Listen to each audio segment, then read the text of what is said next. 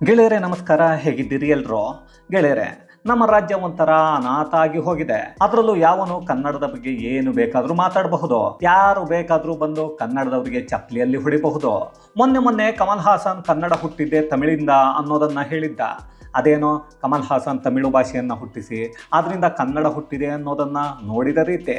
ಅದಾದ ನಂತರ ಮೊನ್ನೆ ಅದ್ಯಾವಳ ಬಿಹಾರದ ಬಿಕ್ನಾಸಿ ಒಬ್ಬ ಆಟೋ ಚಾಲಕನಿಗೆ ಚಪ್ಪಲಿಯಲ್ಲಿ ಹೊಡೆದ್ಲು. ಅದು ಫುಲ್ ವೈರಲ್ ಆಯ್ತು. ಇಡೀ ಕರ್ನಾಟಕ ಅದನ್ನ ನೋಡಿ ಕರ್ನಾಟಕದಲ್ಲಿ ಕನ್ನಡಿಗರ ಮೇಲೆ ನಡೀತಾ ಇರೋ ದಬ್ಬಾಳಿಕೆ ಏನು ಅನ್ನೋದನ್ನ ಕೇಳೋಕೆ ಶುರು ಮಾಡಿದ್ರು. ಜೊತೆಗೆ ಕನ್ನಡವನ್ನ ಯಾರೋ ಹುಟ್ಟಿಸಿದ ಹಾಗೆ ಮಾತಾಡ್ತಾರೆ ಅಂದ್ರೆ ಏನು ನಡೀತಾ ಇದೆ ಅಂತ ಮಾತಾಡೋಕೆ ಶುರು ಮಾಡಿಕೊಂಡ್ರು. ಇನ್ನೊಂದಷ್ಟು ಜನರು ಕಣ್ಣಿದ್ದು ಕುರುಡರ ಹಾಗೆ, ಬಾಯಿದ್ದು ಮೂಗನ ಹಾಗೆ, ಕಿವಿ ಇದ್ದು ಕಿವುಡನ ಹಾಗೆ ಸೈಲೆಂಟ್ ಆದ್ರು. ಹಾಗಾದ್ರೆ ಅಲ್ಲಿ ನಡೆದದ್ದೇನು? ಆಟೋ ಚಾಲಕನಿಗೆ ಚಪ್ಪಲಿಯಲ್ಲಿ ಹೊಡೆದವಳು ಕೊನೆಗೆ ಏನು ಮಾಡಿದ್ಲು? ಕಮಲ್ ಹಾಸನ್ ಮಾತಾಡೋಕೆ ಕಾರಣ ಏನು? ಎಲ್ಲವನ್ನ ಈ ವಿಡಿಯೋದಲ್ಲಿ ನೋಡ್ಕೊಂಡು ಬರೋಣ ಬನ್ನಿ. ಗೆಳೆಯರೆ, ಅವನದ್ದು ಅದೆಂಥದ್ದು ಹೆಸರು ಕಮಲ್ ಹಾಸನ್ ಅಂತೆ. ಅವನು ಒಂದು ಚಿತ್ರವನ್ನು ಮಾಡಿದ್ದಾನಂತೆ, ಅದರ ಹೆಸರು ತಗ್ ಲೈಫ್ ಅಂತೆ. ಈ ಸಿನಿಮಾದ ಹೆಸರು ನೋಡಿದರೆ ಇಂಗ್ಲೀಷಲ್ಲೇ ಇದೆ, ಆದರೂ ನಿಜವಾಗಿ ಇದು ತಮಿಳು ಸಿನಿಮಾ. ಇದನ್ನು ನೋಡೋಕೆ ಅಂತ ಬಹಳಷ್ಟು ಜನರು ಭಾರತದ ತುಂಬ ಒಂದಷ್ಟು ಜನರು ಕಾಯ್ತಾನೇ ಇರ್ತಾರೆ. ಅದೇ ಥರ ಕನ್ನಡದಲ್ಲೂ ಕಾಯ್ತಾ ಇದ್ದಾರೆ. ಅದರ ಪ್ರಮೋಷನ್ಗೆ ಒಂದು ಪ್ರೋಗ್ರಾಮ್ ಅನ್ನು ಮಾಡಿಕೊಂಡ್ರು. ಅದಕ್ಕೆ ಕರ್ನಾಟಕದಿಂದ ಶಿವರಾಜ್ ಕುಮಾರ್ ಕೂಡ ಹೋಗಿದ್ರು.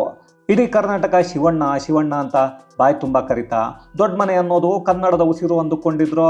ಅವರ ಮುಂದೆಯೇ ಕಮಲ್ ಹಾಸನ್ ಅನ್ನೋ ನಟ ತನ್ನ ಭಾಷಣವನ್ನು ಶುರು ಮಾಡ್ತಾನೆ.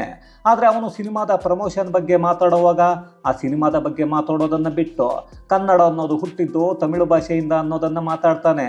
ಅದೇನು ತಮಿಳನ್ನ ಇವನೇ ಹುಟ್ಟಿಸಿ ಅದರಿಂದ ಕನ್ನಡ ಹುಟ್ಟಿದ್ದನ್ನು ಅವನೇ ನೋಡಿದ ಹಾಗೆ. ಆದರೆ ಕನ್ನಡ ಮತ್ತು ತಮಿಳು ಎರಡೂ ಭಾಷೆಗಳು ಹುಟ್ಟಿದ್ದು ಒಂದೇ ಭಾಷೆಯಿಂದ ಅನ್ನೋದು ಪಾಪ ಈ ಮನುಷ್ಯನಿಗೆ ಗೊತ್ತಿಲ್ಲ ಅನಿಸುತ್ತೆ. ಅದೆಲ್ಲ ಓದ್ಕೊಂಡಿದ್ರೆ ಬರೀ ಸಿನಿಮಾ ಯಾಕೆ ಮಾಡ್ತಿದ್ದ? ಆದರೆ ತಮಿಳು ಭಾಷೆಗೆ ರಾಜಾಶ್ರಯ ಹೆಚ್ಚಾಗಿ ಸಿಕ್ಕಿದ್ದರಿಂದ ಅದು ಸ್ವಲ್ಪ ಬೇಗ ಬೆಳೀತಾ ಹೋಯಿತು. ತಮಿಳು ಭಾಷೆಯ ಒಂದಷ್ಟು ರಚನೆಗಳು ಆಗ್ತಾ ಹೋದವು. ಆದರೆ ಕನ್ನಡಕ್ಕೆ ರಾಜಾಶ್ರಯ ಅನ್ನೋದು ಸಿಕ್ಕಿದ್ದು ತಡ ಆಯಿತು. ಅದರಿಂದ ರಚನೆಗಳು, ಲಿಪಿಗಳು ಸ್ವಲ್ಪ ಪುಸ್ತಕಗಳಲ್ಲಿ ನಮಗೆ ನೋಡೋಕೆ ಲೇಟಾಗಿ ಸಿಕ್ಕಿದ್ವು ನಿಜ. ಹಾಗಂತ ಭಾಷೆಗಳ ಬಗ್ಗೆ ಜ್ಞಾನವೇ ಇಲ್ಲದ ಅಜ್ಞಾನಿಗಳೆಲ್ಲ ಇಲ್ಲಿ ಭಾಷೆಯ ಬಗ್ಗೆ ಮಾತಾಡ್ತಾ ಇದ್ದಾರೆ.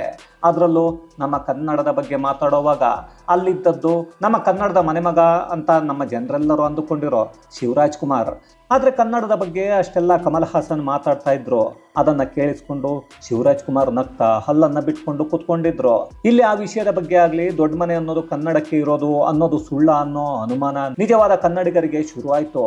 ಆದರೂ ಕನ್ನಡವನ್ನು ಬಿಟ್ಟು ಬೇರೆ ಭಾಷೆಯಲ್ಲಿ ಅಭಿನಯವನ್ನೇ ಮಾಡದ ರಾಜ್ಕುಮಾರ್, ಕನ್ನಡವೇ ಉಸಿರು ಅಂತ ಬದುಕಿದ್ದ ಪುನೀತ್ ರಾಜ್ಕುಮಾರ್ ಯಾವತ್ತೂ ಇಂತಹ ಕೆಲಸವನ್ನು ಮಾಡಿರಲಿಲ್ಲ. ಆದರೆ ಅದೆಲ್ಲವನ್ನು ಮರೆತ ಶಿವರಾಜ್ ಕುಮಾರ್ ಏನೂ ಆಗಿಲ್ಲ ಅನ್ನೋ ಹಾಗೆ ಸುಮ್ಮನೆ ಇದ್ಬಿಟ್ರು. ಇನ್ನು ಎಲ್ಲ ಮಾಧ್ಯಮಗಳು ಶಿವರಾಜ್ ಕುಮಾರ್ ಅವರ ಬಗ್ಗೆ ಮಾತಾಡಲೇ ಇಲ್ಲ. ಕೇವಲ ಕಮಲ್ ಹಾಸನ್ ಅನ್ನೋ ಮನುಷ್ಯನನ್ನು ಬೈಯೋಕೆ ಶುರು ಮಾಡಿದ್ರು. ದೊಡ್ಡ ಯೂಟ್ಯೂಬರ್ಗಳು ಅದ್ಯಾಕೋ ದೊಡ್ಡ ಮನೆ ಬಗ್ಗೆ ಮಾತಾಡೋಕ್ಕೆ ಧೈರ್ಯ ಸಾಕಾಗಲಿಲ್ಲ ಅನಿಸುತ್ತೆ. ಅದೇನು ಭಯ ಅನ್ನೋದು ಗೊತ್ತಿಲ್ಲ. ಆದರೂ ದೊಡ್ಡ ಮನೆ ಅಭಿಮಾನಿಗಳು ಅಂತ ದೊಡ್ಡದಾಗಿ ಹೇಳಿಕೊಳ್ಳೋರು ಯಾಕೆ ಇಲ್ಲಿ ಪ್ರಶ್ನೆಯನ್ನು ಮಾಡಲಿಲ್ಲ ಅನ್ನೋದು ಗೊತ್ತಾಗಲೇ ಇಲ್ಲ. ಇಲ್ಲಿ ದೊಡ್ಡ ಮನೆ ದೊಡ್ಡದಲ್ಲ, ದೊಡ್ಡ ಮನೆಗಿಂತ ದೊಡ್ಡದು ಕನ್ನಡ. ನಮಗಿಂತ ನಿಮಗಿಂತ ದೊಡ್ಡ ಮನೆಗಿಂತ ಮೊದಲು ಬಂದಿದ್ದು ಕನ್ನಡ. ಇಂಥದ್ರಲ್ಲಿ ನಮ್ಮದೇ ರಾಜ್ಯದ ಮಗ ಅಂದುಕೊಂಡಿದ್ದ ಶಿವರಾಜ್ ಕುಮಾರ್ ಅವರೇ ಸುಮ್ಮನೆ ಎದ್ದು ಬಂದಾಗ ಏನ್ರಿ ಹೇಳಬೇಕು? ಇನ್ನು ಒಂದಷ್ಟು ಕನ್ನಡ ಪರ ಸಂಘಟನೆಗಳು ಹೋರಾಟ ಅಂದ್ವು. ಅವುಗಳು ಕೂಡ ಮಾತಾಡಿದ್ದು ಕೇವಲ ಕಮಲ್ ಹಾಸನ್ ಬಗ್ಗೆ ಮಾತ್ರ. ಅಲ್ಲಿದ್ದ ಶಿವರಾಜ್ ಕುಮಾರ್ ಬಗ್ಗೆ ಯಾರೊಬ್ಬ ಮಾತಾಡಿದ್ದನ್ನು ನಾನು ನೋಡಲೇ ಇಲ್ಲ. ಇದೆಲ್ಲದರ ಜೊತೆಗೆ ಕಮಲ್ ಹಾಸನ್ ಕ್ಷಮೆಯನ್ನು ಕೇಳಲಿಲ್ಲ. ಅಂದರೆ 5ನೇ ತಾರೀಕು ತಗ್ ಲೈಫ್ ಅನ್ನೋ ಚಿತ್ರವನ್ನು ಕರ್ನಾಟಕದಲ್ಲಿ ಬಿಡುಗಡೆ ಮಾಡೋಕೆ ಬಿಡಲ್ಲ ಅಂದರು. ಅಲ್ಲ ರೀ, ಈ ಕಮಲ್ ಹಾಸನ್ ಮಾಡೋದು ತಮಿಳು ಚಿತ್ರಗಳು, ಆದರೆ ಅದರ ಟೈಟಲ್ಗಳು ಮಾತ್ರ ಹಿಂದಿ ಅಥವಾ ಇಂಗ್ಲೀಷ್ನಲ್ಲೇ ಇರುತ್ತವೆ. ಅದ್ಯಾಕೆ ಅವರಿಗೆ ಊಟವನ್ನು ಹಾಕಿರೋ ತಮಿಳು ಭಾಷೆಯಲ್ಲಿ ಟೈಟಲ್ ಇಡೋಕ್ಕೆ ನಾಚಿಕೆ ಆಗತ್ತಾ? ಅಥವಾ ಅದರಿಂದ ಬಿಸ್ನೆಸ್ ಆಗಲ್ವಾ? ಇದೆಲ್ಲ ನೋಡಿದರೆ ಕಮಲ್ ಹಾಸನ್ ಅನ್ನೋ ಮನುಷ್ಯನಿಗೆ ತಮಿಳು ಭಾಷೆಯ ಮೇಲೂ ಯಾವುದೇ ಗೌರವ ಆಗಲಿ ಪ್ರೀತಿ ಆಗಲಿ ಇಲ್ಲ. ಕೇವಲ ಬಿಸ್ನೆಸ್ ಅನ್ನೋದು ಮಾತ್ರ ಈತನ ತಲೆಯಲ್ಲಿ ಇರೋದು. ಇಂಥವರಿಂದ ಬೇರೆ ಭಾಷೆಗೆ ಗೌರವ ಕೊಡಿ ಅಂದರೆ ಅದೆಲ್ಲಿಂದ ಕೊಡ್ತಾರೆ? ಅದರಲ್ಲೂ ನಮ್ಮವರೇ ಅಲ್ಲಿ ಹೋಗಿ ಕೂತ್ಕೊಂಡ್ರೆ ಏನು ಮಾಡೋದು? ಅದಕ್ಕೆ ಮುಖ್ಯಮಂತ್ರಿ ಚಂದ್ರು ನಿನ್ನೆ ಹೇಳಿದ್ದು ಶಿವರಾಜ್ ಕುಮಾರ್ ಒಬ್ಬ ನಾಡದ್ರೋಹಿ ಅಂತ. ಆದರೂ ಈಗ ಸಾರಾ ಗೋವಿಂದ ಅವರು ಚಿತ್ರವನ್ನು ಬಿಡುಗಡೆ ಮಾಡೋಕೆ ಬಿಡಲ್ಲ ಅಂತ ಹೇಳಿದ್ರು. ಕಮಲ್ ಹಾಸನ್ ಕ್ಷಮೆ ಕೇಳಲ್ಲ ಅಂದರು. ಆದರೆ ಈಗ ಶಿವರಾಜ್ ಕುಮಾರ್ ಅವರ ಇನ್ನೊಂದು ವರಸೆ ಶುರುವಾಗಿದೆ.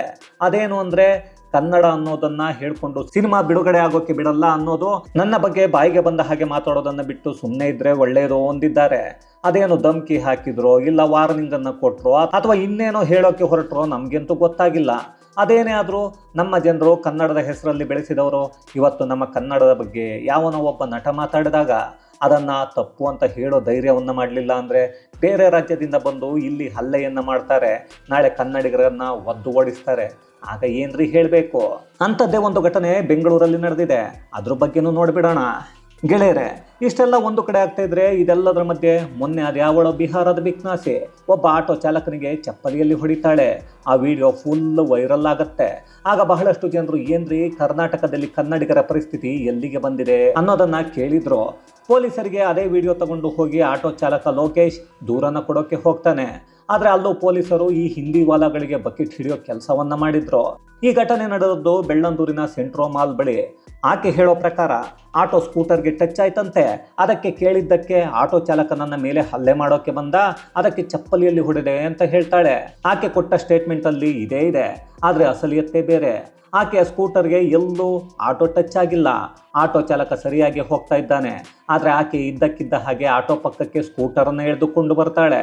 ಆದರೂ ಆಟೋಗೆ ಅವಳು ಟಚ್ ಮಾಡಿರಲ್ಲ, ಅವಳ ಸ್ಕೂಟರ್ಗೆ ಟಚ್ ಆಗಿರಲ್ಲ. ಆದರೂ ಗಾಡಿಯನ್ನು ನಿಲ್ಲಿಸಿ ಆಟೋ ಹತ್ರ ಬಂದು ಬೈಯೋಕೆ ಶುರು ಮಾಡ್ತಾಳೆ.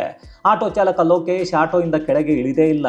ಅಲ್ಲಿ ಅವಳು ಬೈಯೋದನ್ನು ಅವನು ಮೊಬೈಲ್ ತಗೊಂಡು ವಿಡಿಯೋ ಮಾಡೋಕೆ ಶುರು ಮಾಡ್ತಾನೆ. ಆಗ ಆಕೆ ಯಾರನ್ನ ಕೇಳಿ ವಿಡಿಯೋ ಮಾಡ್ತಾ ಇದ್ದೀಯಾ ಅಂತಾಳೆ. ಆಗ ಆಟೋ ಚಾಲಕ ಯಾರನ್ನ ಕೇಳಬೇಕು ವಿಡಿಯೋ ಮಾಡೋಕ್ಕೆ ಅಂತ ಕೇಳ್ತಾನೆ. ಆಗಲೇ ಆಕೆ ದುರಹಂಕಾರದಿಂದ ಕಾಲಲ್ಲಿ ಇದ್ದ ಚಪ್ಪಲಿಯನ್ನು ತಗೊಂಡು ಹೊಡಿತಾಳೆ. ಅಲ್ಲಿ ಆಟೋ ಚಾಲಕ ಕೆಳಗೆ ಇಳಿದಿಲ್ಲ. ಆಟೋ ಅಡ್ಡ ಹಾಕಿ ಅವನು ವಿಡಿಯೋ ಮಾಡೋಕ್ಕೆ ಹೋದಾಗ ವಿಡಿಯೋ ಮಾಡ್ತೀಯಾ, ಮಾಡ್ಕೋ ಅಂತ ಹೊಡಿತಾಳೆ. ಆದರೆ ಅದಕ್ಕೆ ಪೊಲೀಸರು ದೂರನ್ನು ದಾಖಲು ಮಾಡ್ರಿ ಅಂದರೆ ಅದಕ್ಕೆ ರಿವರ್ಸ್ ಕಂಪ್ಲೇಂಟ್ ಕೊಟ್ಟರೆ ನಿನ್ನ ಮೇಲೆ ಬೇರೆ ಏನಾದರೂ ಕೇಸ್ ಹಾಕಿದರೆ ಏನು ಮಾಡ್ತೀಯಾ ಅಂತ ಕೇಳ್ತಾರೆ. ಅಂದರೆ ಇನ್ನೆಷ್ಟು ಅದ್ಭುತವಾಗಿ ನಮ್ಮ ಪೊಲೀಸರು ಕೆಲಸವನ್ನು ಮಾಡ್ತಾ ಇದ್ದಾರೆ ಅನ್ನೋದನ್ನು ಒಂದು ಸಲ ಯೋಚನೆ ಮಾಡಿ. ಸರಿ ರೀ, ಆ ಪೊಲೀಸರು ಹೇಳಿದಾಗೆ ಆಕೆ ಏನೇನೋ ಕಂಪ್ಲೇಂಟನ್ನು ಕೊಡ್ತಾಳೆ ಅಂತ ಅಂದ್ಕೊಳ್ಳೋಣ. ಅದಕ್ಕೆ ಸಾಕ್ಷಿಗಳು ಬೇಡವಾ? ಅಲ್ಲಿರೋ CCTV ಕ್ಯಾಮ್ರಾಗಳು ಏನು ನಡೆದಿವೆ ಅನ್ನೋ ಸತ್ಯವನ್ನು ಹೇಳ್ತಾ ಇದ್ರು. ನಮ್ಮವರನ್ನೇ ಕಳ್ಳರು ಅನ್ನೋ ಥರ ನೋಡ್ತಾರೆ. ಇನ್ನು ಕನ್ನಡಿಗರು ಏನು ಮಾಡೋಕೆ ಆಗುತ್ತೆ? ನಿಜ, ಎಲ್ಲ ಆಟೋ ಚಾಲಕರು ಸಾಚಗಳು ಅಲ್ಲ, ಹಾಗಂತ ಎಲ್ಲರೂ ಕೆಟ್ಟವರು ಅಲ್ಲ. ಅದೇ ಆಟೋ ಚಾಲಕ ಹೊಡೆದಿದ್ರೆ ಆಗ ಕಂಪ್ಲೇಂಟ್ ತಗೊಳ್ತಾ ಇದ್ರಾ ಈ ಪೊಲೀಸರು, ತಗೊಳ್ತಾ ಇರಲಿಲ್ವಾ? ನನಗೆ ಗೊತ್ತಿಲ್ಲ. ಕೊನೆಗೂ ಒಂದಷ್ಟು ಸಂಘಟನೆಗಳು ಬೆಳ್ಳಂದೂರು ಪೊಲೀಸ್ ಠಾಣೆಯ ಬಳಿಗೆ ಬಂದ ಮೇಲೆ ದೂರನ್ನು ತೆಗೆದುಕೊಳ್ತಾರೆ. ಆದರೂ ಆಕೆ ಬಂದಿದ್ದು ಮಾತ್ರ ಸಂಜೆ 4 ಗಂಟೆ ವೇಳೆಗೆ. ಹಾಳಾಗಿ ಹೋಗಲಿ, ಬಂದ ಮೇಲಾದರೂ FIR ಅನ್ನು ಹಾಕೋದನ್ನು ಬಿಟ್ಟು ಪೊಲೀಸರು ಅವಳ ಹೇಳಿಕೆಯನ್ನು ತಗೋತಾರೆ. ಆಕೆ ಮೊದಲು ಹೇಳಿದ್ದು ಆಟೋ ಚಾಲಕ ನನ್ನ ಮೇಲೆ ಹಲ್ಲೆಯನ್ನು ಮಾಡೋಕ್ಕೆ ಬಂದ, ಅದಕ್ಕೆ ನಾನು ಚಪ್ಪಲಿಯಲ್ಲಿ ಹೊಡೆದೆ ಅಂತ. ಆದರೆ ಆಟೋ ಚಾಲಕ ಲೋಕೇಶ್ ಆಟೋಯಿಂದ ಕೆಳಗೆ ಇಳಿಯದೆ ಅದು ಹೇಗೆ ಹಲ್ಲೆ ಮಾಡೋಕ್ಕೆ ಆಗತ್ತೆ? ಅದರಲ್ಲೂ ಅವಳು ಮಾಡಿರೋ ಹಲ್ಲೆಗೆ ವಿಡಿಯೋ ಸಾಕ್ಷಿ ಇದೆ. ಆಕೆ ಹೇಳಿದ್ದಕ್ಕೆ ಯಾವುದೇ ಸಾಕ್ಷಿ ಇಲ್ಲ. ಹೀಗಿದ್ದಾಗ FIR ಹಾಕೋದನ್ನು ಬಿಟ್ಟು ಬಿಹಾರಿ ಹರಿಕತೆಯನ್ನು ನಮ್ಮ ಪೊಲೀಸರು ಕೇಳ್ತಾ ಇದ್ರು. ಅಲ್ಲಿಗೆ ನಮ್ಮ ಕನ್ನಡಿಗರು ಹೇಳಿದ್ದನ್ನು ನಂಬಲ್ಲ, ಹಿಂದಿಯವರು ಹೇಳಿದ್ದನ್ನು ಬೇಗ ನಂಬ್ತೀವಿ ಅನ್ನೋ ಥರ ಆಗಿ ಹೋಗಿದ್ದಾರೆ ಈ ಪೊಲೀಸರು.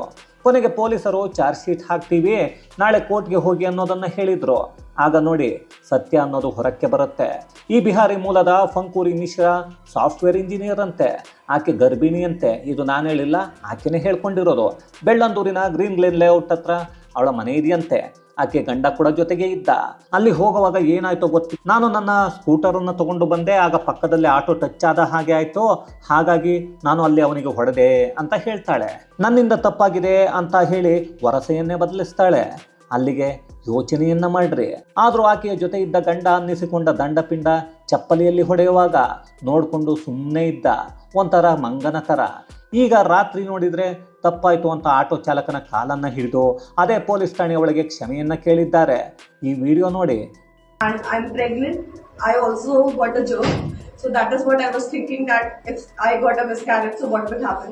So there's no hatred for the Kannadigas people or the Kannada language or anything. We love Bangalore. We love the culture. We love the people. I apologize. Since 3 years. And we apologize. 3 साल से रह रहे हैं, हम लोग को बहुत पसंद आता है. हम लोग अपने होम टाउन जाना नहीं पसंद करते. So there is nothing wrong. हम लोग को नहीं So अच्छा if लगता.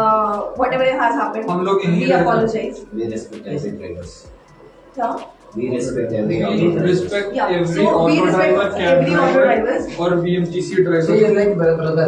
Don't feel like that. हमारे यहाँ पहले No. You come. She is like your brother and your sister. Don't feel like that.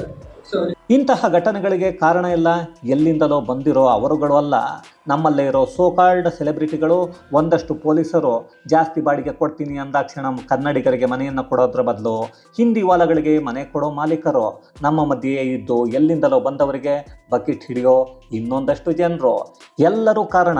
ಎಲ್ಲಿಯವರೆಗೂ ಕನ್ನಡಿಗರು ಒಂದಾಗದೆ ಹೀಗೆ ಆಡ್ತಾ ಇರ್ತಾರೋ ಅಲ್ಲಿಯವರೆಗೂ ಇಂತಹ ಘಟನೆಗಳು ನಡೀತಾನೇ ಇರುತ್ತವೆ. ಇವತ್ತು ಕನ್ನಡದ ಬಗ್ಗೆ ಇಲ್ಲದನ್ನು ಮಾತಾಡೋರು, ಕನ್ನಡಿಗರಿಗೆ ಚಪ್ಪಲಿಯಲ್ಲಿ ಹೊಡೆಯೋರು, ನಾಳೆ ಬಕೆಟ್ ಹಿಡಿಯೋರಿಗೆ ಹೊಡೆಯಲ್ಲ ಅಂತ ಏನು ಅಂದುಕೊಳ್ಳೋಕೆ ಹೋಗಬೇಡಿ. ಸದ್ಯದಲ್ಲಿ ಬಕೆಟ್ ಹಿಡಿತಾ ಇರೋರಿಗೂ ಹೊಡಿತಾರೆ. ಅದಕ್ಕೂ ಮೊದಲು ಎಚ್ಚೆತ್ತುಕೊಳ್ಳಿ. ಇದು ಗೆಳೆಯರೆ ಕರ್ನಾಟಕದ ಒಳಗೆ ಹೊರಗಿಂದ ಬಂದವರ ಅಟ್ಟಹಾಸ. ಕನ್ನಡದ ಬಗ್ಗೆ ಗೊತ್ತಿಲ್ಲದವರು ಅದು ಹುಟ್ಟಿದ್ದೇ ನಮ್ಮಿಂದ ಅನ್ನೋ ಥರ ಮಾತಾಡೋದು, ಅದನ್ನು ನೋಡಿಕೊಂಡು ನಮ್ಮವರೇ ಹಲ್ಲನ್ನು ಬಿಡೋದ್ರ ಕುರಿತಾದ ಒಂದಷ್ಟು ಮಾಹಿತಿ, ಮತ್ತಷ್ಟು ವಿಶೇಷತೆಗಳೊಂದಿಗೆ ಮುಂದಿನ ವಿಡಿಯೋದಲ್ಲಿ ಭೇಟಿಯಾಗೋಣ. ಅಲ್ಲಿಯವರೆಗೂ ಕನ್ನಡವೇ ಸತ್ಯ, ಕನ್ನಡವೇ ನಿತ್ಯ.